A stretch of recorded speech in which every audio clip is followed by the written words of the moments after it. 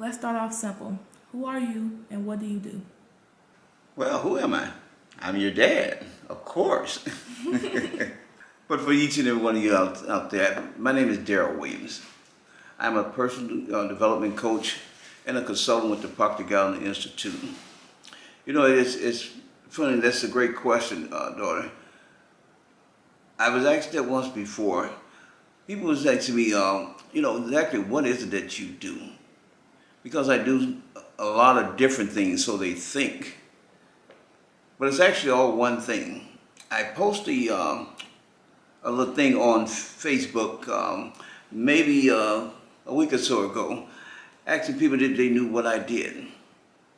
So that's a great question you asked. I'm glad you asked it. So what is it I do?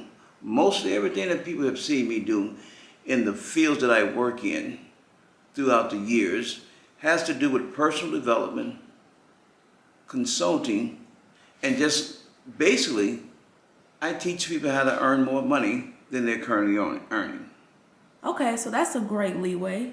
To go into that, what you say you do personal development and you help people achieve goals. So I have a question for you. Are my short term actions aligned with my long term goals? Great question.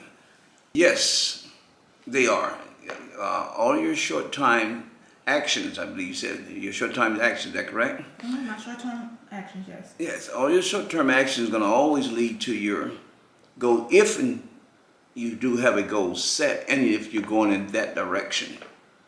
You know, one of the things that I've heard someone say before was when you set a goal, then make everything you do go towards that goal.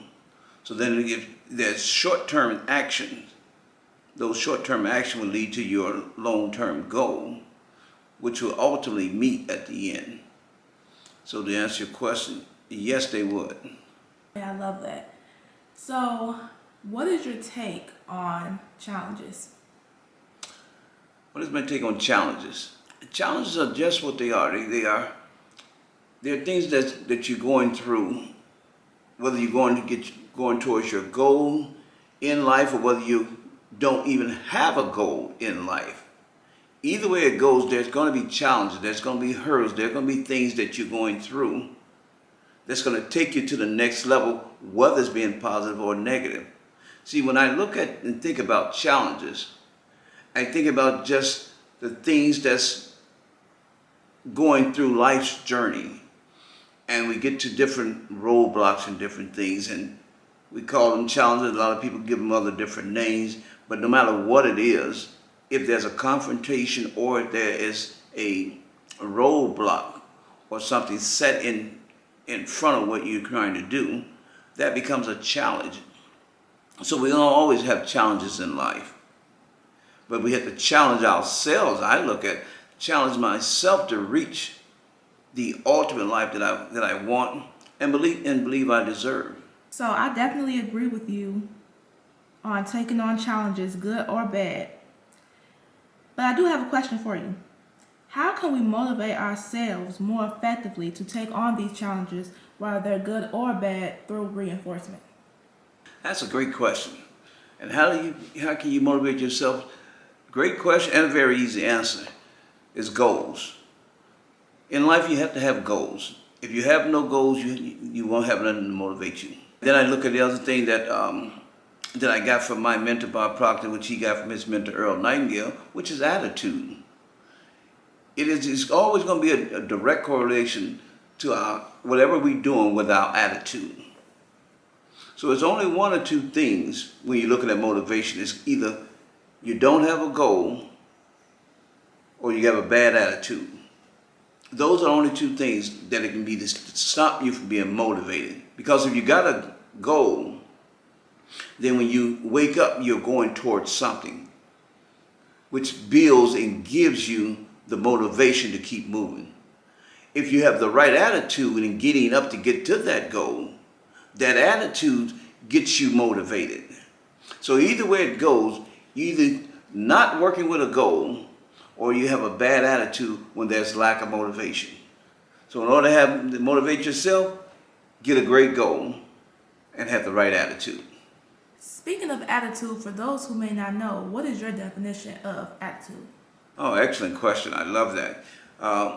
My definition of attitude, I'll go with the one that I've gotten from Earl Nightingale that passed on down to Bob Proctor. They say attitude is a composite of our thoughts, feelings, and action.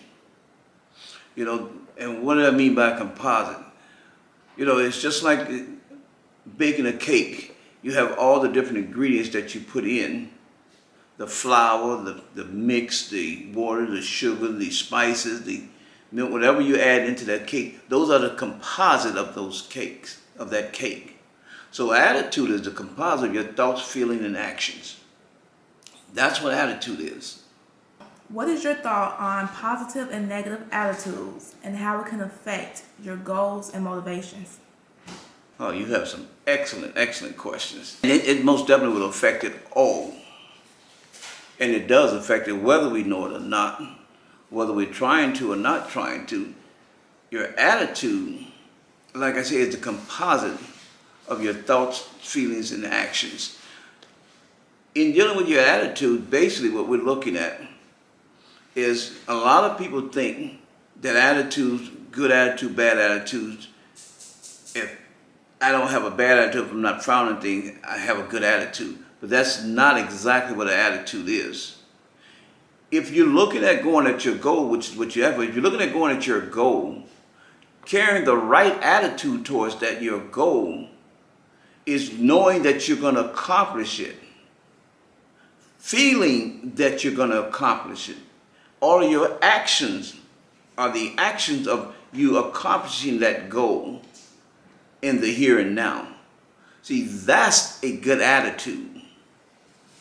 You see, it has nothing to do whether we frowned up or not frowned up. It's just the fact that having to do with our thoughts, we're thinking in alignment with reaching that goal. We're thinking in alignment of having that goal. Then we get the feeling of already achieving that goal. And then our feeling causes us to have the action, which increases the vibration, which causes us to be on the right frequency to attain and have the goal. That's all in being, doing, and having. So the attitude is a great tool to always look at. You know, I used to always hear my mom used to always say when I was frowned up or doing something when I was smaller, she would say, you know, you better check your attitude, boy. You know, and that was a constant thing, and I always heard, check your attitude. You see, now I understand what the attitude is more clearly and how it should be done. Why does a person not do something that they want to do? Oh, that is wonderful, excellent question. Why do we don't do the things that we want to do? That brings me to a scripture I recall in the book of Romans with Paul, and he said, and the things that he want to do, he do not, and those things which he do not want to do. You know, and why does he keep doing these things? You know, one of the things we look at and always looking at when we get that way is we're right back to the same thing again. Do you have a clearly defined goal that you're going to? And then why you don't do these things is because of what we call a paradigm. You know, and I know most people say, well, then what is a paradigm? A paradigm basically is a multitude of habits that has exclusive control over your behavior. And when I say almost exclusive control over your behavior, and here's the other thing is, almost all of your behavior is habitual. See, so that's what a paradigm is, and that's what causes us to not do some of the things we want to do, while doing some things that we don't want to do, and we constantly do those things. You know, that is a thing that is so common. And yes, one of the main reasons why we need a coach. It's one of the main reasons why we need to be led to certain things, because sometimes we constantly do things that we don't want to do out of habit. But that's that paradigm. And I tell people a lot of times that paradigm is very, very, very rough. That paradigm will fight you at the moment you try to do something, and it will put up a fight that is just becomes so difficult. But you can do it. And that's one of the things that I teach in my coaching programs is how to get it done when your paradigm don't want you to do it. So, for those of you who may not know, he is also in the process of writing an amazing book. Can you tell us a little bit more about that? Yeah, sure. I didn't say I'll be brief with it as we wrap this up. But basically, the book I'm writing, I've thought about it, and I was thinking about my children, my grandchildren, and even my great-grandchildren and children to come. So I'm in the process of writing a book. My book is Lesson for My Children's. But it's not just for my children. It's basically for all. Because what Lesson for My Children is going to do, it's going to take some very brief lessons, life lessons, that can be applied to anyone from birth to death. It can be applied, and these lessons can help you to reach whatever goal you want in life from start to finish, creating a life that you really want and deserve. It is God's will and pleasure. Okay, well, I am very, very excited to read this book. I'm sure everyone else is as well. Guys, if you enjoyed this one-on-one interview / podcast, please let us know down in the comments and we will make sure to make this a series. And if you have any questions about the mind, body, behavioral analysis, his book, anything, feel free to comment that too and we'll make sure to put that in the next video. Do you have any ending words to say to the audience? It has been a pleasure speaking with each and every one of you.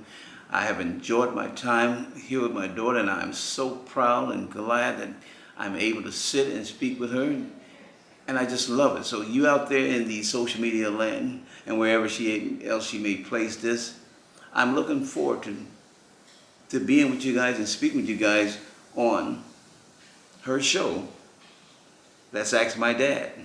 Bye-bye.